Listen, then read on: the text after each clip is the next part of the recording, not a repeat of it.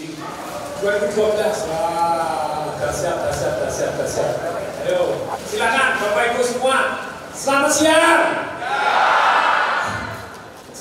Sambil makan silakan, ada yang mau nanya apapun. Kalau tidak ada pertanyaan, sumbang saran saya terima, sumbang duit apa lagi gitu ya. Silakan, yuk. Tolong sini. Ya, ini ada Kak Dery kasih solusi. Sekarang kasih tepuk tangan, habis ini kita lagi ngisi. Bapak Ibu, dulu bobotnya 100 kilo. Pengen tahu rahasianya? Banyak di sini. Nah, sekarang 60 kilo, Jos. I always respect terhadap orang-orang yang luar biasa begini membawa hasil. Ya, silakan tolong berdiri, tolong Mike Tyson tolong dikasih Kak Yuna. Wah, ini luar biasa, kosmetiknya dahsyat. Ya, silakan duduk. Jangan ragu-ragu, jangan ragu. Saya mau belajar soalnya, Pak. Nah, tadi sudah saya kuras ilmunya bagaimana langsing gitu ya. Oh, silakan ya. Ya, silakan. Ada yang nanya, silakan sebutkan nama dan jenis kelamin. Selamat siang Pak Tung, sudah lama gak ketemu Pak Tung, kangen banget. Dulu saya pernah ikut Live Revolution di Surabaya, tapi pas saya kuliah ini sudah lama sekali. Wow, Live Revolution ya? Iya. Dahsyat? Dahsyat luar biasa. Itu yang benar-benar mengubah, walaupun saya masih di titik rendah sekarang, masih biasa. Let's go up! Ya, maju terus. Nama saya Rima. Sebenarnya kan nanti bakal RIMA. Rima. Kak Rima, silakan. Ya, sebenarnya kan nanti bakal ada seminar sama Sisi sama Pak Tung juga. Ya. Cuma saya ingin sekali bertanya, kalau Pak Tung ingin memberikan satu saja saran kepada kita semua di kondisi ekonomi yang sekarang yang sedang deflasi ini, apa yang akan Pak Tung berikan kepada kita? Saran untuk UMKM lebih tepatnya untuk F&B bisnis lebih tepatnya. Kalau saya begini, jadi kita cari contekan. Makanya di sini kan ada contekan-contekan. Jadi bagi saya ilmu satu yang paling penting dalam kehidupan itu adalah ilmu nyontek. Ilmu apa? Tolong ulangi ilmu. Jadi saya hidup dalam kehidupan saya baik zaman saya kuliah, terus kemudian di dalam jadi pimpinan BCA, sebelumnya belum jadi pimpinan BCA tapi jadi pimpinan termuda gitu ya, paling cepat gitu ya. Terus sekolah dulu goblok, jadi pinter, jadi mahasiswa teladan, juara lomba kartun sampai tingkat nasional. Terus kemudian soal segala prestasi saya sampai hari ini resepnya satu, nyontek apa? Nah untuk nyontek harus pinter cari contekan gitu ya. Dan jangan nyontek hasilnya. Kalau Anda nyontek hasilnya, dan goblok. Dan kalau pinter, nyontek caranya dia kok bisa berhasil. Jadi ilmu nyontek itu mestinya, kalau saya Menteri Pendidikan, tapi saya Pak ini pengangkatan sudah lewat Pak, jadi diundang gitu ya. Ya balas dan diundang gitu. Nah, kalau saya Menteri Pendidikan, saya ajari sistematika nyontek, keren nggak? Saya ajari cara nyari contekan, boleh nggak? Jadi kalau Anda UMKM, Q4, udah ini gimana nih? Jualan lagi susah, katanya golongan orang menengah susah. Woi, makan tabungan. Woi, pertanyaannya, kalau makan tabungan, kan ada dari direktur BCA bilang makan tabungan Pak Santoso gitu ya. Itu bilang bahwa ini sekarang duitnya tuh rata-rata dari 3 juta tabungan turun tinggal 1 juta, berarti makan tabungan. Terus duitnya kemana? Saya tanya, duitnya kemana? Yang menengah ke atas, seperti saya apa? Tidak mungkin duitnya hilang kemana, ayo. Duit itu kan zero sum game, satu berkurang, satu nambah, betul? Setiap ada yang kurang, selalu ada yang nambah, betul? Jadi, kalau saya akan rubah, jadi Menteri Pendidikan pelajaran bahasa Indonesia kelas 1 akan saya rubah, Pak. Lah kan gini tau, pelajaran Indonesia itu kan gini, bahasa Indonesia kan gini. Ibu pergi ke pasar untuk beli ikan, betul? Kalau saya akan rubah, Pak. Ibu pergi ke pasar untuk jualan ikan, jelas? Jelas? Beda? Dan kalau orang menengah ke atas, please deh, tolong konsumtif, tolong apa? Kalau udah nanti golongan menengah bawah dia gimana? Ya toh ya? Jadi kita harus banyak belanja, jelas? Jangan iri sama yang orang atas, kalau enggak sama-sama ngirit, mati lagi kau. Nah, jadi cari contekan, jenis usaha apa yang mana kok bisa. Dari dulu saya selalu tanya, kok orang lain bisa? Kok bisa laris? Kok bisa sukses? Apa yang dia lakukan? Lama-lama ketemu kok. Lama-lama apa? Hari ini saya ngirim tim juga untuk belajar. Untuk belajar dari Kak Dery, belajar dari Kak Yuna, belajar dari Kak Richard. Karena Bapak Ibu dunia berubah. Dunia apa? Cara cari uang juga? Jadi saya selalu terkagum-kagum, wow, saya jualan banyak, wow. Melalui TikTok, melalui Instagram lagi, wow. Nah, jadi please cari contekan, oke? Nanti akan saya sampaikan juga, tapi pada dasarnya begini loh. Kalau kita tidak menguasai apapun, maksudnya tidak menguasai, siapa yang kepengen menguasai apapun yang penting dalam kehidupan? Siapa yang mau katakan saya? Siapa yang mau katakan dua katakan saya? Apa yang penting bagi Anda? Duit, oh iya, ini mata duitan kabeh iki Pak. Coba lihat ada duit.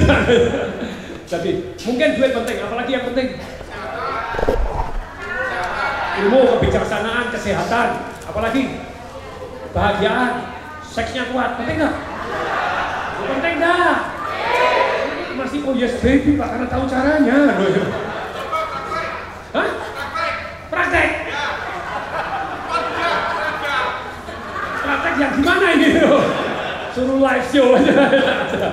Tapi yang jelas Bapak Ibu, apapun yang kita cari itu sebenarnya semuanya di internet ada. Ya toh ya? Tapi apa? Gini loh, yang saya sampaikan selalu, kalau Anda pengen menguasai sesuatu hal, cuma 4B, 1P aja. Yuk ikutin saya, apa? Apa? Anda bisa belajar sendiri. Caranya belajar, harus Anda belajar caranya. Betul? Kalau nggak ngerti caranya belajar, kalau ada yang pernah ikut seminar saya, Financial Revolution, apa? Ada yang Financial Revolution mana? Yang pernah ikut? Ingat Asra? Nggak ingat, ini ikut lagi, ayo! Oh udah lama loh, yang lama mungkin belum, yang baru-baru ini saya ajarin cara belajar. Jadi Asra itu gitu, kalau kita mau ingat, kita harus satu yang namanya gini, kalau mau makan segar, ayo ngomong, kalau mau makan, kita pakai acar, pakai apa? Kalau ingatan segar, semua ngomong, kalau ingatan segar, pakai acar, pakai apa? A-nya kita harus attention, A-nya harus apa? C-nya harus comprehension, C-nya harus apa? R-nya harus recall, R-nya harus apa? A-nya lagi apply, A-nya lagi apa? Attention berarti mencurahkan waktu, tenaga, fokus, energi, pikiran satu hal. Kayak hari ini misalnya Anda datang di sini sama yang online, kira-kira fokus mana? Ketika Anda datang di seminar online, Anda lebih fokus. Betul? Curahkan waktu tenaga Anda online, layarnya 3. Komputernya untuk ikut seminarnya, Zoom, terus kemudian di sini WA-an, betul? Terus belakang TV nonton drama Korea. Oh enggak, pelantikan presiden, oh udah lewat.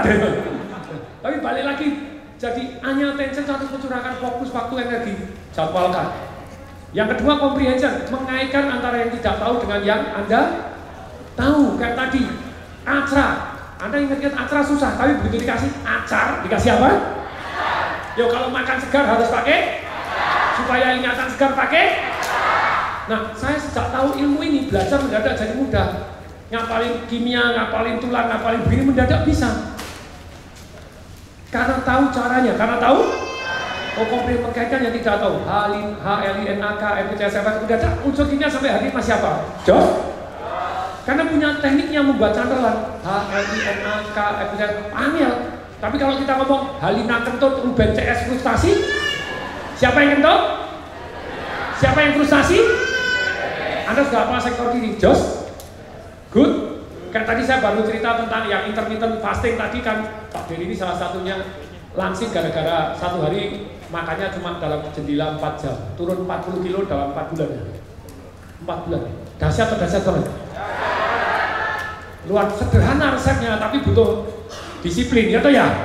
Butuh tidak mudah. Tapi balik lagi, saya cerita tadi Yoshinori Ohsumi, siapa itu pemenang Nobel 2016 tentang kedokteran, bagaimana intermittent fasting tadi, tentang pentingnya puasa. Pentingnya apa?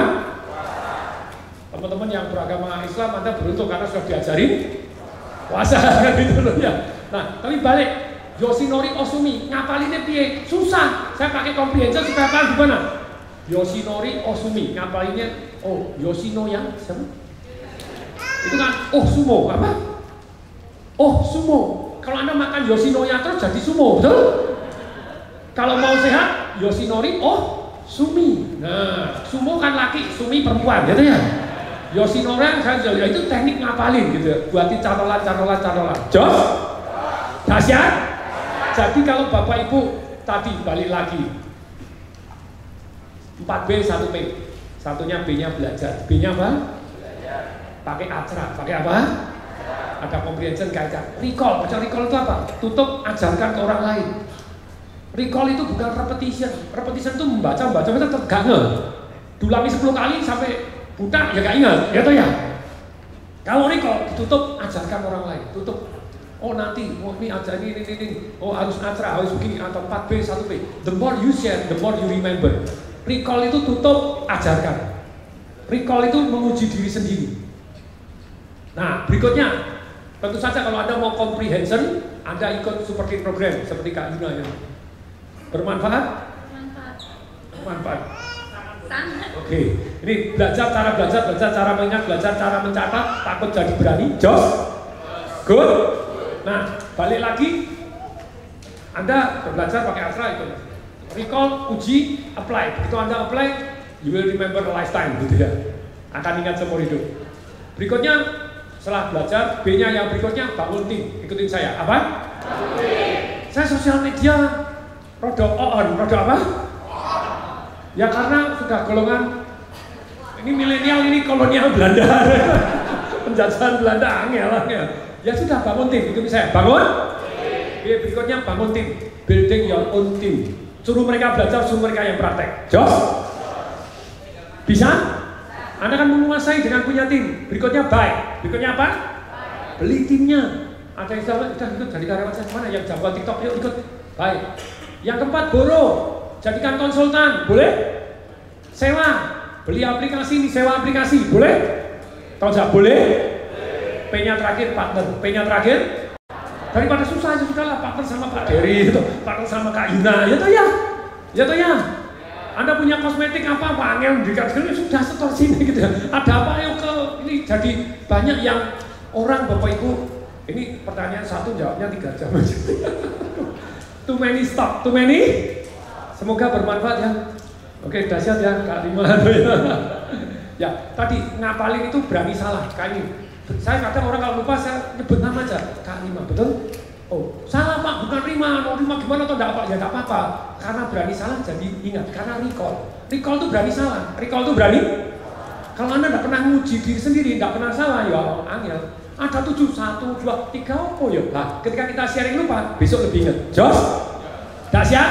Oke, silakan. Pak Dery, sarannya apa? Langsung Kak Yuna, sarannya apa? Boleh? Ini ada UMKM ini dalam kondisi kalau rodok repot, terus kira-kira sarannya apa Pak? Udah cukup jawabannya, ngapain? Udah istilahnya kalau sholat Pak, udah ada air ngapain pakai pasir ya? Enggak pasir lah. Ini airnya air Zam-Zam. Pakai debu, udah ada air kok gimana? Izin ya Pak ya? Serius apa gimana? Serius dong. Oh, serius ya, terima. Ya, Bismillah, Assalamualaikum warahmatullahi wabarakatuh. Alhamdulillah wassalatu wassalamu ala rasulillah. Terima kasih guruku. Tepuk tangan dulu dong yang meriah Pak Dery Jasmado. Ya, terima kasih. Ayuna, terima kasih. Wah, langsung sesi sini ya. Nanti mungkin detailnya pakai slide apa detailnya pakai layar lah ya. Kalau suruh jawab ya sebenarnya mau pakai cara cepat kayaknya apa mau lambat kayaknya? Lah serius. Saya punya 2 jawaban soalnya. Mau kayaknya cepet apa? Dua-duanya, woi, coba belajar finansial untuk belajar segala gaya boleh loh. Boleh. Kita pakai cara cepat aja, cara instan ya. Cara penggabungan dari ya makanya saya udah nyiapin kok. Mungkin kalau di cara cepat seperti ini, saya kasih jawaban yang cepat juga aja. Dalil-dalil dari profesor-profesor dari luar sana pun yang tergolong muda itu adalah Profesor Philip Kotler. Profesor Philip Kotler ini bisa dibilang mungkin bahasa kasarnya penggabungan dari beberapa profesor-profesor. Teknik di UMKM itu ada banyak rupanya, ada brand positioning, identity, disruption, pusing. Nah, cara paling gampangnya adalah buat UMKM, makanya Profesor Philip Kotler hadir, menyederhanakannya. Apa beliau yang katakan? Marketing sekarang berevolusi menjadi 4 bahkan sampai 6. Marketing 1.0, 1.0, marketing 2.0 berapa? 2.0, marketing 3.0, 3.0, 4.0, 4.0. Simpelnya begitu. Detailnya mah nanti kita buka di slide. Makanya kan kalau banyak yang cepat kaya, Profesor Philip itu merangkum. Ini udah pekajiannya panjang di Chicago. Oke? Jadi bukan kata saya. Nah, di Amerika sana akhirnya menguji. Tahun 1940 itu Amerika menang perang dunia. Apa definisi negara perang? Punya harta gonimah, rampasan perang, daya beli meningkat, pengangguran hampir tidak ada. Apapun dibeli. Nah, itulah marketing 1.0. Ini topi, beli. Masuk ke pasar, jualan apa Kak? Minuman, beli. Punya duit kok. Nah, tanpa mengurangi rasa hormat, setelah congkaknya Amerika 20 tahun setelah tahun 40, berarti tahun 1960. 1960 itu seperti kayak 98-nya kita. Apa itu? Krisis moneter. 20 tahun berjalan, akhirnya tahun 1960 Amerika jatuh karena krisis mon. Disitulah titik bakal ditemukan sama para profesor. Kenapa ya? Padahal 20 tahun yang lalu ketika beli pulpen, beli topi, beli sepatu nggak pernah nanya. Gara-gara orang kaya. Maaf, definisi orang miskin beli nanya manfaat buat gua apa? Bener? Kalau nggak ada manfaatnya ngapain? Mending di sini. Masih ada kok stok di rumah. Sampo tinggal kasih air aja. Kocok-kocok masih pakai buat keramas. Betul? Nah itu definisi mungkin orang yang nggak mampu. Tahun 60 begitu banyak orang-orang yang nggak mampu. Sehingga begitu beli, kok mikir? Padahal 20 tahun yang lalu lu beli-beli aja kok di pasar yang sama, di toko yang sama. Profesor-profesor pada ngumpul. Kenapa Amerika begini? Makanya lahirlah marketing 2.0 di situ. Beli bukan lagi karena produknya, tapi beli karena manfaatnya. Mau tahu bedanya? Marketing 1.0, marketing yang fokus pada produknya, itu gaya-gayanya kayak gini. Jagonya ayam, berapa lapis ratusan, kayak ada manis-manisnya, terbuat dari kedelai pilihan. Semuanya ngomongin produknya. Oke? Nah, kalau yang marketing 2.0 nggak lagi ngomongin produknya. Makanya UMKM diangkat eskalasi, jangan lagi kebanyakan ngomongin produk. Kenapa? Karena terlalu banyak melibatkan produknya, subjektivitasnya tinggi sekali. Mau tahu buktinya?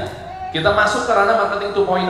Di tahun 2016, Mayora bikin yang namanya Le Mineral dengan kaidah manis-manisnya. Danone mendidik nih, setahun fokus group discussion, setahun paneling, setahun meneliti, riset. Ternyata di tahun 2017 Aqua ngeluarin yang namanya campaign iklannya yang sering dipakai buat bercanda-bercandaan adalah nggak bisa bedain antara Sandi Sodoro sama Narji. Ingat iklannya? Lihat, dia pakai apa? Fokus. Cek, dia pakai hashtag fokus. Momen gagal fokus. Kok bisa-bisanya air nih ngurusin fokus? Tuh, nggak lagi ngebahas lawannya apa yang lainnya. Bilang mata air pegunungan, jernih, asli dari Sukabumi, langsung dari gunung. Air yang dibahas. Tapi cerdasnya Aqua saat itu yang dibahas adalah perilaku manusia, manfaatnya. Lihat bukti konkretnya. Soalnya nggak mungkin ketika orang nggak apa-apa gue manis daripada gue fokus. Aneh. Nggak mungkin. Ya kan? Nggak apa-apa gue manis daripada gue fokus, mending gue terlepas gendong bayinya. Nggak mungkin. Ya, jadi apapun mau rasanya yang penting gue fokus tuh. Makanya marketing 2.0 udah pasti lebih unggul dibanding marketing 1.0. Pasti. Nggak mungkin benda hidup kalah sama benda mati. Apa coba contohnya lainnya? Misalnya masnya pakai baju hitam, siapa namanya mas? Mas, iya belakang boleh. Yang ada jenggotnya mirip saya. Siapa namanya? Pak Bayu. Pak Bayu. Dari Jogja. Tepuk tangan buat Pak Bayu dong. Keren dari Jogja. Contoh. Udah duduk lagi nggak apa-apa. Oh duduk. Ya, saya suka berdiri. Oh, kayak tekannya Likna. Nah, yang tahun 82, cerdasnya guru saya, Pak Abi, lihat, bukan lagi ngomongin marketing 1.0. Mungkin kalau saya dulu pakai marketing 1.0, bilangnya adalah sofanya empuk, sofanya bahannya bagus. Tapi cerdasnya guru saya ketika bikin Likna tahun 82, 60 tahun berjalannya, 20 tahun kemudian setelah tahu nih guru saya membangun Likna menjadi tagline-nya, itu dia cerdas, dia pakai marketing 2.0. Apa coba? Kalau sudah duduk, lupa berdiri. Marketing 2.0. Mana yang ngomong produknya? Kopi kok sama, tahun 89. Gantinya kopi apa? Gantinya ngopi. Marketing 2.0 kopi, marketing 1.0 gantinya kopi, marketing 2.0 gantinya ngopi. Lihat. Keberhasilan tahun 89 kebukti nyata. Mungkin Pak Bayu ngajakin saya, "Lihat mobil-mobil di City Walk." Apa definisi kopi? Udah pasti beliau beli kopi? Belum tentu. Nongkrong pun jadi kopi, value naik. Tuh, cerdasnya marketing 2.0. Apa contoh yang lainnya? Pak Bayu misalnya kopi pakai baju wanita, betul? Oke, tiba-tiba diajakin orang sama Pak Tung. Ada saya juga, mungkin saya suka iseng orangnya. Janjian ngopi di City Walk. Saya suka iseng, begitu datang dari jauh, Pak Bayu ada putih-putih di pundaknya. Gue videoin dong, set viral. Di sini Pak Bayu ada putih-putih. Pulanglah beliau. Besoknya Pak Tung ngajakin lagi, ngopi-ngopi lagi tuh kayaknya Bayu orangnya asik, gak siap. Besoknya lagi, bete dari jauh, si Dery nih. Suka isengin, nekat, lagi-lagi kan baju hitam, gue keluarin lagi mau handphone dari jauh. Bayu bilang, ya nekat, lo pas mobil lagi dua lagi ya. Pas deket, kok tumben? Nggak ada putih-putih. Saya jawab dong, saya respon, Bay, tumben lo berani pakai baju hitam. Apa harus bilang pakai hitam? Siapa tahu? Cerdasnya tuh saat itu udah pakai marketing 2.0, nggak ngomongin tentang samponya, produknya. Tuh UMKM. Nah lucu Pak, izin Pak, tahun 2024 Indonesia wajar kalau banyak sekali oknum-oknum yang gak mau belajar. Tadi kata Pak Tung, Pak Tung bilang belajar makanya. Apa kondisi UMKM kita Pak? Ya udah, 2024 masih ngomongin produk. Amerika udah mulai tahun 60. Makanya gak heran Pak, saya punya teman Pak di Amerika, suka saya praktek gila. Dia, lu masih mainin, kan dia mungkin ngikutin IG saya. Lu masih ngomongin tentang 3.0, 4.0 dia. Kami udah 6.0. Gila men, malu gitu. Suka bilang aja, ya gimana kondisi UMKM kita aja 2.0 masih pada bingung. Oh iya, semangat ya dia tuh. Makanya kita datangkan Mas Dery sini. Tepuk tangan dong Mas Dery, kasih solusi. Tepuk tangan dulu, kasih suara. Berat beban saya sini ya. Boleh driver saya boleh pulang nggak? Kita antri depan. Bahaya ya. Contohnya paling gampang berarti marketing 1.0. Misalnya saya suka live TikTok, saya suka bahas di FYP saya. Langsung sebagai penutup ya, nanti kan ganti Ayu saya dulu bisa jadi beban. Sepeda metalasan nomor 2, oke. Wanginya vanilla. 1.0 produk. Wanginya mint, wanginya jeruk. Pertanyaan saya, apakah di ruangan itu pasti suka wangi-wangi vanilla? Subjektif. Sama halnya saya ke rumahnya Mbak Rima misalnya, Mbak Rima nanya, bawa apa tuh dari nasi goreng, berapa harganya? 65.000. Apa respon beliau? Mahal. Besoknya siang sama mungkin dalam nasi goreng, tapi lihat mengedepankan value dengan marketing 2.0. Apa tuh dia? Bini gue nitip biar mempercepat kehamilan. Berapa harganya? 65.000. Murah. That's marketing. Ayolah, pengusaha-pengusaha udah naik, udah ekosistemnya sudah berubah. Sama istri saya namanya Sarah, rumahnya bagaimana lagi nanya, mau diganti? Ya contoh yang lain udah oke. Sama dalam nasi goreng, apa tuh Sar? Laki gue si Dery nitip. Apaan sih? Dia ngomong nasi goreng karena subjektif. Karena manusia dari kecil nggak pernah diajarin tentang ini nasi goreng, udah tahu timbang nasi dikecapin doang. Tuh subjektif kan? Apaan itu Sar? Biasa si Dery, biar malam on terus. Berapa harganya? 65.000. Murah. Subjektif Pak masalahnya. Kalau 1.0 itu produk tuh subjektif. Itu permasalahannya. Nah kalau di parfum gimana marketing 2.0? Spill dong metalasan nomor 4. Wanginya bisa bikin cewek kelepak-kelepak. Beda, value naik. Bukan kan Axe juga begitu. Dikejar 10 cewek, inget iklannya? Nggak pernah ngomongin produk terbuat dari herbal alami. Enggak.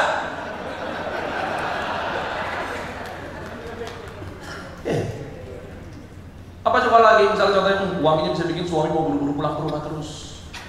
Wanginya bisa bikin suami mau gelendotan terus. Value, manfaat. Marketing 3.0 lebih sadis lagi. Makanya saya bilang mau cepat kaya nggak gaya kontennya di TikTok begitu. Karena manusia manusia rekomendatif, manusia manusia psikologis. Jujurnya adalah ketika kita masuk ke dalam sebuah restoran baru, begitu melihat buku menu, pasti yang kita cari adalah topi chef, apalagi jempol sama cabai, selesai. Nah kalau gue bohongin gimana? Ayo, nggak usah jawaban lu. Misalnya gue pemilik restoran, wah ngasal aja coba. Ini ada di kajian lu, di Amerika 8 dari 10 orang itu merasa ketipu untuk dicek. Dia nggak bisa ngapa-ngapain soalnya. Tuh, memang rekomendatif yang dia cari. Oke, yang mana ya? Oh ini ya. Tuh, makanya otaknya kosong. Makanya mungkin Pak Tung nanti bisa jelasin. Pernah dengar Neuro Linguistic Programming, NLP, belajar dari NLP, belajar neuroscience. Manusia itu ketika lagi jalan kemanapun, itu otaknya kosong. Jadi ketika ada penawaran, itu pertama kalinya amigdalanya, hormon di oksitosinnya, kortisol itu gerak. Makanya resisten. Apa yang terjadi ketika di dalam Alfamart? Tebus murah Alfamartnya sekalian apa yang lo lakuin? Angkat tangan kan? Dihajar lagi produk lagi yang berikutnya. Pulsanya nggak sekalian kan? Enggak, Paul. Gue bilang. Itu produk masalahnya. Tapi berbeda ketika saya dipanggil sama Indomaret Group untuk mengkritisi dia. Alhamdulillahnya Allah kasih takdir pernah dapat satu momen dari kasirnya itu menawarkan sesuatu dengan marketing 2.0. Makanya saya apresiasi ketika saya ke Indomaret Group saat itu. Saya bilang, awalnya saya mau kritisi Anda Pak, tapi takdir kemarin pas banget saya lagi nganterin anak sekolah, saya udah mengambil sari roti buat bekalnya dia. Nyampe kasir biasanya Pak, donatnya sekalian Kak, tuh Mister Donat, tau kan? Tangan udah, nggak butuh kayak donat. Ya udah, ngasih tangan karena orang lagi karena nggak butuh. Pak Tung jelasin di podcast saya kemarin pas saya undang.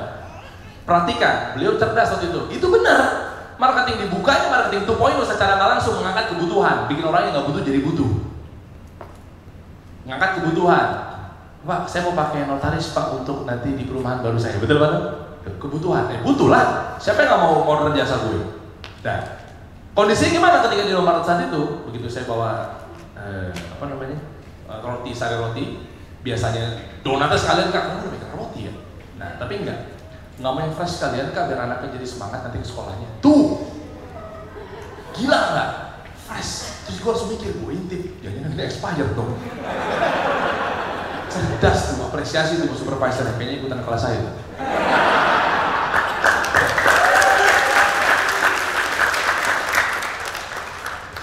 Akhirnya bener pas saya closing di situ Pak tuker dulu, iya bener jangan ini Mister Donat yang mau beli jadinya kan kampret. Gila. Maksudnya nggak main sekalian yang fresh aja Kak, biar semangat anaknya nantinya. Gila, aku bilang tuh lihat semangat anak. Manfaat. Bukan ke Bebelak juga begitu ya kan? Semua iklannya di depan panggung, anaknya udah mau perform, tampil, mau kontes, ibunya di belakang, membuat ibu jadi lebih bangga kalau anaknya berhasil, kan gitu Bebel. Gak pernah ngomongin produknya. Ya asam folat, apalagi itu asam folat apa sulfat sih? Udah lewat. Nanya. Takut salah Pak, takut salah, nanya. Pak sudah menjabat loh Pak hari ini Pak. Asam folat sama apa? Orang nanya kan takut salah gue. Nanya loh. Nanya salahnya di mana? Nah udah kan itu kan asam folat, omega 3 itu di lawannya kan, lawannya Bebelak berarti ada Morinaga, baru saya dipanggil di PT KLB Nutrition juga ada lucu lagi Pak. Presidennya ngeliat saya di TikTok, udah datang ini orang nih, nyampe sana tiba-tiba, ini siapa nih? Saya bongkar poster-posternya, ini siapa nih ulahnya nih? Ini siapa nih ulahnya nih? Pada duduk tim sosmednya pada duduk, gue pretelin di situ. Nah balik lagi tuh, ketika marketing 3.0 beli jadi siapa? Bukan lagi manfaat. Manfaat masih level di bawahnya lah, perilaku kan, gantinya ngopi, pakai item siapa takut, belum dapat manfaat. Manfaatnya ya percaya diri, tampil maksimal, pede, itu manfaat. Ngejual air, bilangnya fokus, pede, naikin kepercayaan diri dan seterusnya. 3.0 jadi siapanya? Beli Air Jordan biar kelihatan kayak Michael Jordan. Narasinya gitu. Jadi Nike gandeng Michael Jordan, gak tahu-tahu bikin seri Air Jordan. Patung tadi bilang di PM terakhir Parker. Tuh. Nah itu maksudnya definisi dari marketing 3.0 itu partner saja kalau saya turunin itu. Beli Adidas dari kelihatan kayak Messi, beli Nike dari kelihatan kayak Ronaldo, narasinya begitu. Nah kalau pakai Rolex, lihat ya, seperti kelihatan kayak pengusaha sukses. iPhone juga 3.0 ke atas itu mereka semua. Makanya kan sekarang ada pengguna iPhone 15 Pro Max, 14 Pro Max ada? Ada ya, pasti ada ya. Ada ya. Saya tanya berapa megapiksel kameranya? Nggak ada yang tahu. Kan iPhone nggak pernah kayak begitu cara mainnya. Nah kalau yang ini Mau. kalau yang ini mungkin baru ngelakuin nih. Beli iPhone untuk, iya betul, pas meeting sama klien sama Patung untuk ditebalikin handphonenya. Biar kelihatan pakai. Ya itu memang. Apa marketing 3.0 kalau di parfum? Spill dong etalase nomor 7, oke. Wanginya kayak cewek baik-baik. Kayak cewek baik-baik wanginya. Mantep nggak? Manusia makhluk rekomendatif. Sehingga otaknya kosong, begitu dapat penawaran, peng. Cek aja, psikologis marketing begitu. Uangnya kayak cewek baik-baik, uangnya kayak pramugari lagi tugas di kabin. Uangnya kayak pilot lagi turun tangga. Uangnya kayak mbak SCBD. Gitu kan jualannya. Masih ngomongin produk wajar, begitu lagi live TikTok di swipe jeruk ya, puyeng dong di mobil kayak stala jeruk.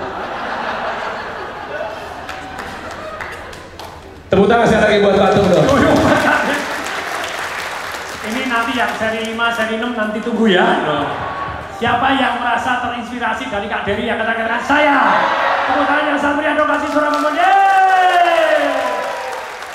Sekarang gini, sebelum jawab, tolong berdiri dulu semua. Ini kebanyakan maam terduduk terus. Oke, Kak Dena siap ya. Mari kita mulai dulu, katakan iya. Sampai katakan ihi 3 kali kamu nyanyi. Sampai belakang yang panjang. Kalau mau ke depan katakan yang mesra. Oh yes baby. Iya, sakit tinggi ya.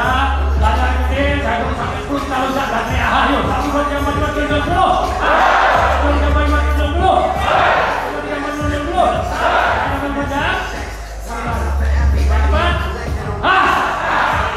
Siap jawabannya Kak Yuna, siap? Mari kita tepuk tangan dengan sangat meriah. Kak Yuna, kembali. Kita bintang dulu. 1, 2, 3, mari go. Mari bersama kami. Hidup setiap hari. Hiduplah dengan. Berikan cos kanan kiri, katakan Anda dahsyat, Anda dahsyat. Silakan duduk, tepuk dada, katakan saya mbahnya dahsyat. Silakan guys. Oke. Waduh, semangat sekali ya, luar biasa. Nih yang lagi hamil aja pulas. Nah, saya mau lompat nih, Pak. Oke, sebenarnya jawabannya tadi udah keren-keren banget ya dari Patung Desem dan juga dari Kakak Dery ya, keren banget, luar biasa. Aku juga jadi banyak belajar dari tadi, dengerin, nyimak sambil belajar juga. Nah, dari aku paling tambahan aja ya, karena sudah dilengkapi banget oleh guru-guruku. Nah, kalau dari aku sebenarnya lebih kepada tadi Kak Dery bahas tentang marketing point 1, point 2, point 3 gitu ya, sampai di point ketiga. Dan sebenarnya buat para UMKM maupun sebenarnya nggak UMKM pun ini sebenarnya sangat-sangat ilmu yang sangat-sangat penting gitu. Jadi namanya kita berbisnis, kita tuh nomor 1 harus jago marketing. Bener nggak Patung? Kalau aku salah, tolong koreksi ya Patung. Nggak punya produk nggak apa-apa, asal jago jualan. Aduh, afiliator ya bener, jago marketing. Karena marketing ini kalau ibaratnya kita bisnis, fondasi bisnis kan itu ada finansial, ada marketing, ada operational. Tapi kita selalu mindset kita ya, mindset aku sendiri selalu marketing itu adalah harus jadi nomor 1. Jadi apapun bisnisnya, apapun kategori dan industrinya, memang marketing itu yang harus diutamakan. Nah, kedengar tadi Kak Dery ngomong tentang marketing point 1, point 2. Memang itu semua pasti udah banyak nih, mungkin Bapak dan Ibu, teman-teman semua yang menerapkan. Ya, mulai dari fokus bahas produk, kemudian fokus bahas tentang manfaat atau value yang diberikan, kemudian juga tadi marketing trip ya. Yang ketiga, itu kita mau jadi siapa. Jadi beli ini nanti bisa kayak, kalau aku tuh ingatnya kayak ada sepatu tadi ya, sepatu yang kenapa sih namanya Air Jordan gitu, Nike ya, Nike bukan ya, saya kurang suka sepatu-sepatuan. Jadi kenapa ada sepatu Nike Air Jordan gitu, karena memang sebenarnya si Michael Jordan itu kan terkenal banget ya, terkenal banget, dan si Nike ini juga menggandeng dia gitu. Dibuatlah nama ada Jordan-nya di belakang dengan asumsi bahwa ketika kalian pakai sepatunya si Nike Air Jordan ini, kita udah jadi kayak si Michael Jordan yang jago, yang lompatannya tinggi. Sebenarnya tanpa disadari, tidak hanya secara personal benefitnya, tapi feeling untuk bangga ya, feeling untuk bangga. Dan sebenarnya si Nike ini tuh mendeskripsikan loh, tanpa kita sadari ya, dia mendeskripsikan dengan ada kata-kata Jordan. Artinya apa sih? Bukan cuma kitanya yang pakai terus merasa jadi jago, jadi hebat, tapi enggak. Tapi dia mendeskripsikan sepatunya sebenarnya, karena Michael Jordan itu kan loncatannya tinggi ya. Ya kan ya, terkenal loncatannya tinggi kan. Nah, dengan menggunakan sepatu itu, manfaat dari sepatunya tuh sebenarnya ada loh. Dengan kata-kata Air Jordan itu. Jadi kayak kalau kita beli di salesnya, di toko Nike gitu, kita datang, pasti si salesnya bakal ngomong, kalau kita tanya apa bedanya sepatu Air Jordan sama sepatu model lain nih kak gitu, dia pasti bilang yang ini kualitasnya, dia kan pasti tetap harus menjelaskan kualitas ya. Nggak mungkin dia bilang kalau kakak pakai ini kakak jadi Michael Jordan. Nggak lucu juga kan, kita datang offline, kita lihat, kita coba, kita melakukan perbandingan gitu, dan dia pasti akan bilang secara tidak sadar, dia akan bilang iya kak, karena ini sepatunya kualitasnya bagus, lebih bagus, lebih ini, lebih kalau kakak lompat tinggi itu dia nggak bakal nggak bakal jatuh lah, nggak licin lah, nggak apa lah gitu ya. Jadi sebenarnya di marketing point 3 tadi dia udah membuat jadi siapa secara value. Kita bangga pakai iPhone, kita bangga pakai Nike Jordan, kita bangga gitu. Tapi di balik itu tuh sebenarnya dia tetap menyempilkan dari si manfaat produknya. Nah makanya aku setuju banget sama Kak Dery dan Patung Dosem juga, kalau kita itu sekarang fokusnya tidak hanya ngomongin produk. Sebagai contoh di Animat pun aku nggak ngomong kayak misalnya produk ini mengandung A, B, C gitu. Ini loh kandungan A itu bagus banget buat kulit, ini vitamin nih bagus banget, nih kolagen nih bagus banget. Nggak jualannya nggak kayak gitu juga gitu.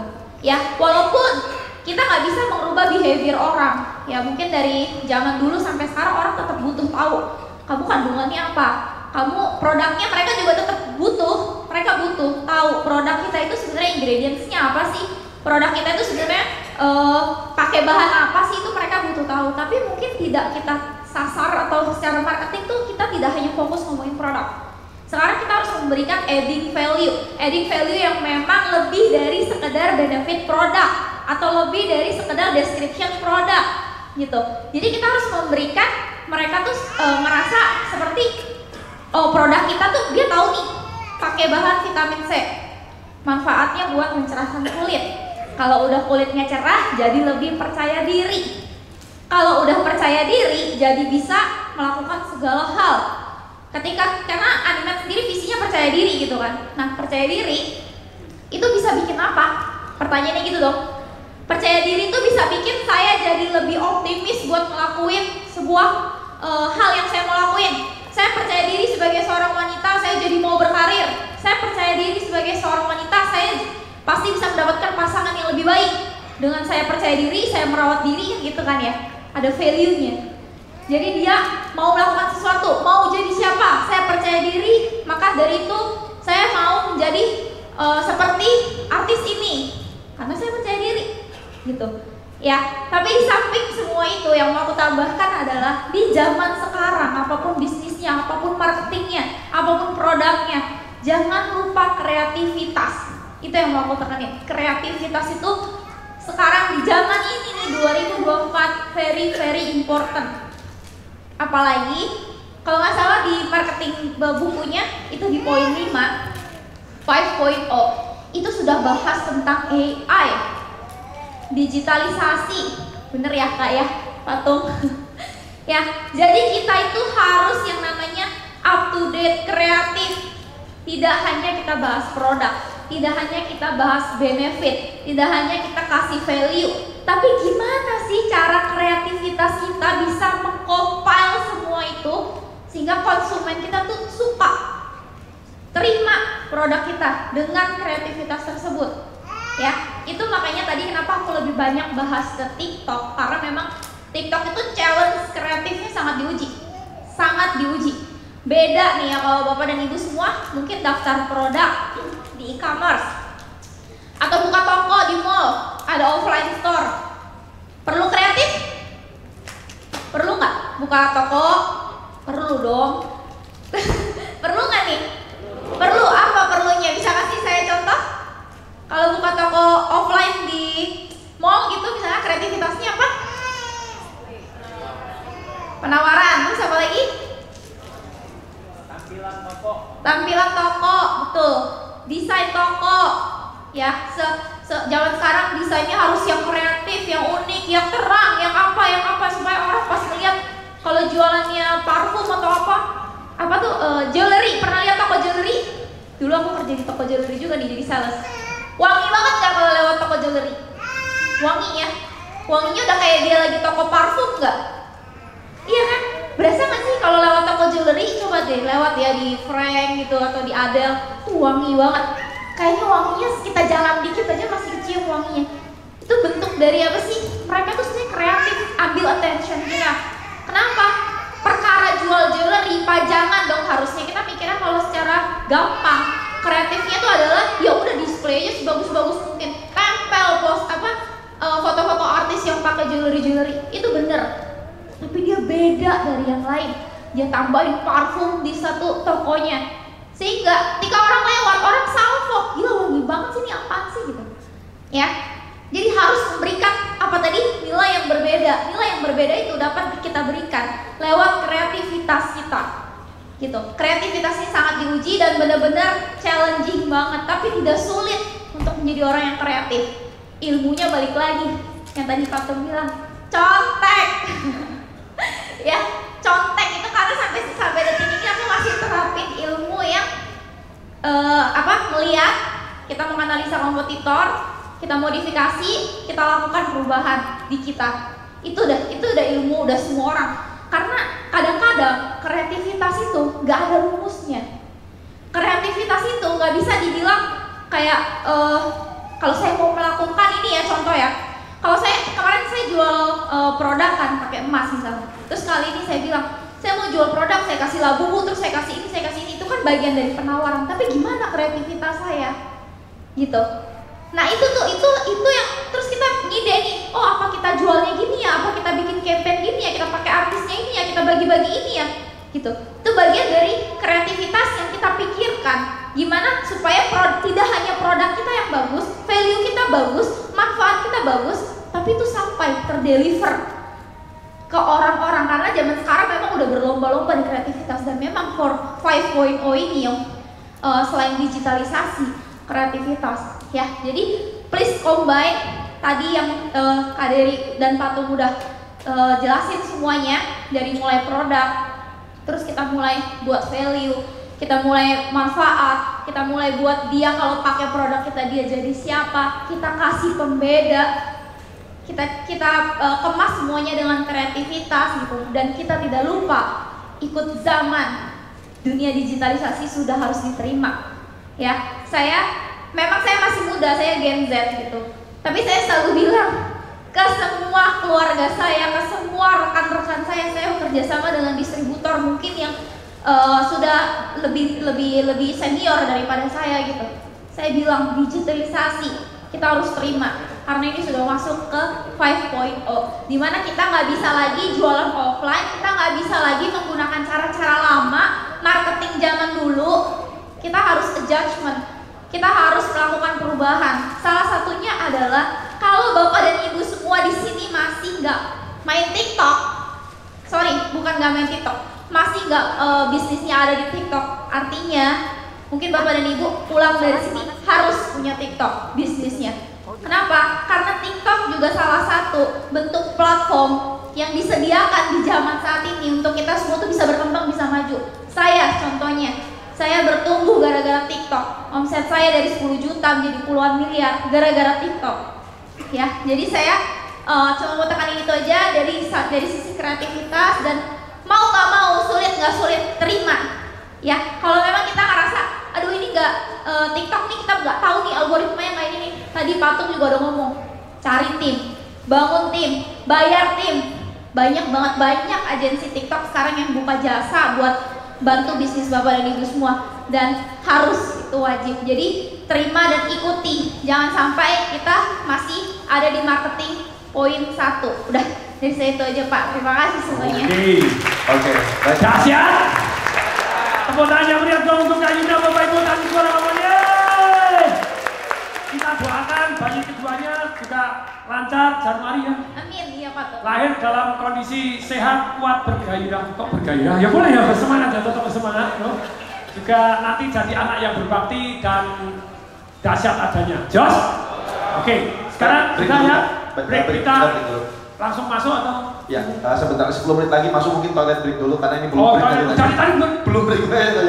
menunaikan panggilan alam gitu ya. Jadi silakan Bapak Ibu semua yang kita break, silakan yang mau pipis, yang mau terus yang masih mau nanya ya sambil nanya, masih 10 menit, kita tunggu 5 menit aja pertanyaan satu lagi ya. Siapkan, silakan yang mau nanya. Gini loh, kalau Anda mau nanya, ketika sama orang gini Anda berdiri, ketika sama berdiri Anda melaju ke depan gitu loh ya.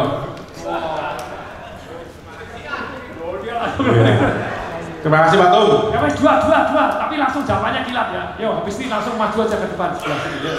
Tadinya saya mau protes, katanya kemarin kan yang daftar Pak Tinuk dapat makan siang bareng Pak Tung. Ini bareng toh? Tak kirain tadi nggak datang Pak Tung, cuma enak aja ini. Oh pas nasi boktal yang datang, udah saya datang loh. Terima kasih, berarti good Pak, menepati janji ya. Butuh sponsor sup. Keren banget. Sop dan sate sapi Pak banyak. Nah, ini ya, dahsyat luar biasa. Saya gara-gara ikut Mas Dery ini ya, jadi kalau orang wisata ke Jakarta itu bisa nonton dinosaurus. Kalau ke Jogja itu bisa makan dinosaurus Pak. Wow. Betul itu. Saya juga berguru pada beliau. Iya, sup baluk dinosaurus. Betul Pak, di Jogja. Tapi kalau di YouTube dinosaurus ya langsung ketemu warung saya. Saya waktu bulan lalu ke Jogja, saya kejar, penasaran karena marketing yang dipakai itu benar-benar experience, melihatin tentang keseruan yang ada di sana. Saya beli loh, mantap. Jadi datang alhamdulillah ya. Jadi pertanyaan saya gini Pak, luar biasa. saya ikutin Pak Tung dari dulu kan, yang target terakhir Pak Tung kan kemarin mau melunasin semua hutangnya, nggak punya hutang katanya. Itu kalau saya sama Mas Dery kan sama pemahaman, hutang itu dihindari apalagi riba itu. Nah alasan Pak Tung itu kenapa nggak mau pakai hutang? Apakah sudah mempelajari tentang riba atau bagaimana gitu? Terima kasih Pak Tung. Wes dahsyat ini. Silakan pertanyaan kedua langsung aja, kalau enggak nanti jawab sampai selesai. Sebutkan nama dan jenis kelamin tadi. Kalau bisa fotonya. Foto KTP, woi, yang laki perempuan. Halo Pak Tung, nama saya laki-laki. Buktikan. Saya tinggal di Bali Pak Tung. Oh, wow, dari Bali Pak. Ada yang dari Aceh, dari Bali juga. Pak Tung kan pernah bilang kalau produk aku itu biasanya ada 5 faktor yang miss. Ya. Salah satunya itu ada produk itu harus ada hukum keterbatasan dan dijual dengan jumlah yang banyak. Nah, menurut pengalaman Pak Tung gimana caranya menjual produk yang seolah terbatas tapi dengan jumlah yang banyak? Oke. Ya, terima kasih. Padahal jumlahnya banyak, kenapa tidak dibatasin kan gitu? Ya. Oke, langsung saya jawab dulu yang pertama karena yang ingat, yang kedua tadi pertama sudah lupa gitu ya. Daya ingat terbatas. Oke, kalau pertanyaannya tentang dari satu sudut, kalau produk kita banyak, bagaimana kita melimit? Kan gitu ya. Kan itu penting sekali, tanpa ada limit, orang entar sok, emangnya gue pikirin. Jadi, nanti saya akan jelaskan, saya akan rangkum yang semua yang disampaikan satu hari ini, bahwa dalam satu sudut, sisi marketing itu, tadi kenikmatan utama, orang beli itu ada kenikmatan utamanya. Nanti ada kenikmatan yang membuat istilahnya tidak utama gitu ya. Kenikmatan tidak utama namanya kenikmatan tambahan kalau dia take action. Nah, contoh, saya jualan properti. Ini propertinya 333 properti di Medan. Ada yang dari Medan? Medan? Itu saya 5 jam jualan 555.684 juta. Jos? Dahsyat? Itu saya semua yang kalau Anda langsung jual 300 terlalu banyak, orang nggak semangat Pak, kurang semangat gitu ya. Tapi balik lagi, jadi kalau saya jualan 60 dulu, dari situ saya mulai tahu target market saya siapa, mana yang dipilih. Agung Podomoro masuk di Medan jualan seperti yang di Jakarta Pak. Di Jakarta itu studio yang paling laku. Di Medan enggak Bapak Ibu, kamar 2, kamar 3 yang paling laku. Dari yang saya lakukan, 60 tadi kan ada yang studio, ada yang 1 bedroom, terus kemudian ada 2 kamar, 3 kamar, 2-3 kamar yang banyak. Dari saya belajar seperti itu, saya kasih limit 60 dulu. Nah, kasih limit 60. Begitu kita tahu kamar 2, kamar 3 yang paling banyak, 60 berikutnya saya ganti desainnya, bisa nggak? Boleh nggak? Aku Podomoro nggak ikut seminar saya sih. Langsung jual berapa ribu, ya boleh, keren, nah, salut gitu ya. Tapi balik lagi Bapak Ibu, ternyata yang laris yang mana begitu ya. Jadi dengan 60 kita tahu mana yang digemari, kita ubah. Di Semarang, ada yang dari Semarang? Wah, itu menurut Ibu Sri Mulyani, Menteri Keuangan, Semarang, dia asalnya dari Semarang. Semarang itu adalah kota Dia yang ngomong Pak, enggak, bahasa positifnya bukan pelit, ya bukan ngirit. Mereka adalah jumlah tabungan per orang paling banyak di Indonesia.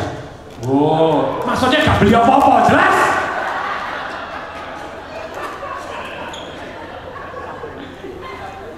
Tapi saya bisa jualan apartemen yang di belakang Bumaya.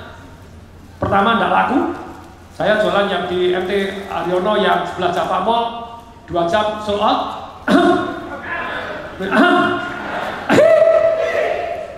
Harga 400 juta enggak laku, saya naikkan 600 juta jadi sold out. Ada yang mau belajar? Seru-seru. Tapi balik lagi, limit itu timbul dengan kalau ada limit, kalau enggak ada limit enggak bisa.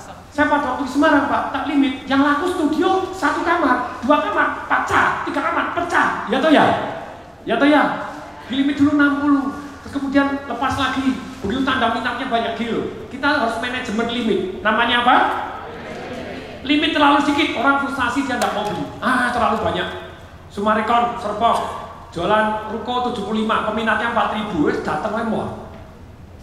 Males loh Pak, ngutus orang, terus begini ya, tidak kebagian. Harus manajemen limit. Manajemen. Satu hari di Malang, ada yang dari kota Malang? Pernah ke kota Malang? Ada dari kota Malang gitu ya. Asalnya Malang atau pernah dengar kata-kata Malang? Nggak pernah, awas lagi gitu ya. Nah, satu hari jualan ruko. Kami ruko terbanyak di Indonesia, 1.500 ruko. Ikutin saya. Ngapain kamu lepas 1.500 ruko? Goblok. Bukan satu hal yang membanggakan. Terlalu banyak. Coba tarik napas yang panjang semuanya. Tarik panjang lagi. Oksigen perlu nggak? Kalau banyak bini Anda menghargai nggak? Enggak. Kalau jualan tadi, saya mau jualan oksigen ini, tapi Anda hidup toyo. Nah, langsung laku karena ada pembeda, ya toh ya. Ada nilai tambah, ya toh ya. Tapi balik lagi harus ada limit, harus ada apa? Kalau jumlah Anda banyak, limit. Limit ditambah boleh nggak? Boleh. Maksudnya limit ditambah itu begini, jadi pertama kali kita 60. Misalnya gini, partai nggak nipu, tapi seringkali kalau saya limit, seringkali saya batasin. Kalau Anda lihat, siapa yang pernah ikut launching buku saya, beli buku Marketing Revolution, Life Revolution, ada? Anda selalu mendapat yang terbaik, ya toh ya? Baik, karena saya kasih limit. Kalau Anda ikut ini, saya kasih hadiah nih. Luput dari situ, I am so sorry. Jadi itu mendidik. Kadang boleh dilepas, kadang boleh. Kayak saya jualan 60. Saya itu 60 itu yang bawah itu paling murah. Begitu naik lebih tinggi lagi. Yang paling sini lebih mahal 10 pertama, tapi rantai berapanya lebih mahal, terus lebih mahal, paling tinggi lebih penthouse-nya lebih mahal lagi. Nah, kita jualan itu ada termennya, harga pertama, ada harga kedua, harga ketiga. Sekali launching saya sudah bisa naik harga 2 kali, jadi 3 harga yang berbeda. Jadi kita kasih limit, kasih hadiah, kasih begini, intinya ada nilai tambah. Tapi balik lagi, sometimes limit dipegang kenceng, sometimes limit dilepas. Siapa yang sudah ikut seminar saya 5 hari Marketing Revolution? Ada? Dahsyat atau dahsyat banget? Dahsyat atau dahsyat banget? Terima kasih. Why? Di sana Anda belajar secara detail selama 5 hari mendesain tadi. Jadi kapan Anda ngelepas? Masih ingat jurus Badawi? Ingat Badawi gitu ya. Tak kasih nama semua dan ada cantolannya. Badawi itu memberi limit. Tapi dia dilepas, dilepas, tapi kembali lagi ada sanksinya, ada ininya. Jadi ilmu berlimit very important. Kemudian Pak Bayu mana? Jadi utang itu memang ada macam-macam, utang produktif, utang konsumtif. Oke? Kemudian saya memang utang saya terakhir itu tahun 2021 September saya lunasi. Tanya dong, why? Karena mampu, jelas? Kalau tidak mampu gak bisa lunasi, gitu ya? Ya toh ya? Yang kedua, masa-masa saya ini masuk ke masa yang namanya aman. Masuk masa apa? Secara agama saya terus belajar tentang yang namanya riba, sampai sekarang masih belajar. Bukan agama Islam aja loh, Kristen pun Anda tidak diizinkan loh. Kalau Anda baca kitab suci Anda gitu ya. Jadi riba tentu saja banyak definisi, banyak ahli agama, tentu perlu saling tabayun untuk buktinya mana dan silakan. Tapi kalau alasan saya pribadi, saya menginjak masa-masa aman. Terakhir ini saya ke Solo beli hotel. Beli apa? Tunai. Apa? Mau bangun Hilton di Solo. Tunai. Apa? Nggak pakai utang. Nggak apa? Orang yang patung goblok kalau utang kan hotelnya bisa jadi 3. Betul. Tapi aku kerja untuk bank terus. Betul nggak? Aku kan gak nikmatin pasif income, kerja bayar bunga bank dan lu kan masih surplus, tapi surplusnya kan saya beri. Nanti kalau dijual hotelnya baru cuan, ya toh ya? Nah saya kan masa-masa umur saya itu umur gini 17 sampai 27 masa-masa belajar, bukan berarti sampai hari ini tidak belajar. Tapi 17 sampai 27 saya keluar rumah keluar begini, enggak hitungan, pokoknya saya belajar. Sampai hari ini masih belajar. Tapi saya enggak hitungan. 27 sampai 35 saya belajar memimpin, bukan berarti hari ini tidak belajar memimpin, masih memimpin. Saya punya time frame. 35 sampai 45 berani ambil risiko. Makanya nanti Bapak Ibu saya buka. Siapa pengen tahu perusahaan apa saja yang sudah saya buka dan saya tutup? Siapa pengen tahu katakan saya? Usah banyak-banyaknya. Tambang batu bara, pabrik tabung gas, fitness center, apotek, Bapak Ibu, S2 Purdue University, Bapak les-lesan bahasa Mandarin, tiang pancang, Bapak Ibu misalnya developer, sudah almarhum, sudah apa? .com, apa? Nah tapi balik Bapak Ibu, masih banyak yang saya hari ini ada 67 perusahaan. Jos? Tapi di bulan Agustus yang lalu saya tutup perusahaan saya. Why? Padahal sudah triliun, sudah apa? Omset triliun. Why? Karena utangnya mulai ratusan miliar, I don't like. Saya masuk 35, 45 masa-masa benar-benar ngambil risiko, maka tutup banyak urusan. 45 sampai 55 pakai namanya masa jual diri, masa jual, pakai jurus landak, pakai jurus apa? Landak itu misalnya jenggreng, just pakai itu aja yang penting menghasilkan duit. Oke, panen, oke. 55 ke atas masuk tahap yang namanya aman dan menikmati. Bukan berarti dulu tidak menikmati, bukan berarti tidak amal, tapi hari ini lebih banyak menikmati. Lu amal tetap, tapi nanti fokus 65 ke atas, 75 ke atas, amalnya lebih banyak. Why? Karena mau beli Ferrari, wis ora iso nyetir glosor, gitu ya. Mau pergi ke Paris, jalannya wis timik-timik, ya wis amal wae sing lebih banyak, gitu ya. Ya toh ya. Oke, jadi itu Pak Bayu semoga terjawab. Dan pada dasarnya kalau Anda apalagi mulai bisnis yang belum tentu berhasil, utang, yang pernah ikut bisnis revolution saya 5 hari, angkat tangan. Gimana? Bisnis utang gimana? Kalau Anda belum punya pengalaman di bidangnya, yang pernah ikut seminar finansial revolution saya, angkat tangan. Gimana jawabannya? Ya kalau Anda sudah kerjasama dengan orang sukses, tapi kalau Anda belum punya, tidak bisa kerjasama dengan orang yang sukses, Anda harus tetap bisnis, tetap apa?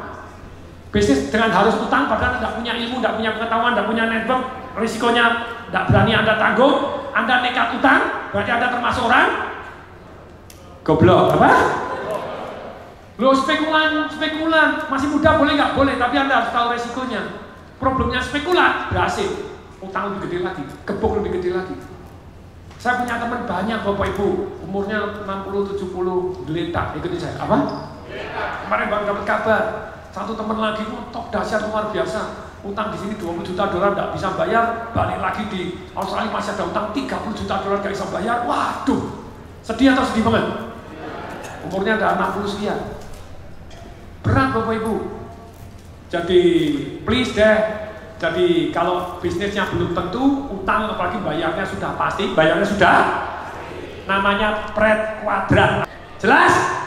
Lebih baik jadi maklar, lebih baik jadi affiliate marketing, apa? Nggak punya produk, jago jualan, tadi marketing, wes produknya siapapun jualin dapat komisi, aman toh? Ya toh ya? Oke, waktu dan tempat, tolong berdiri semua, yes! Oke, yes, terima kasih. Oke, berikan tepuk tangan meriah Bapak Ibu untuk pembicara-pembicara kita, luar biasa.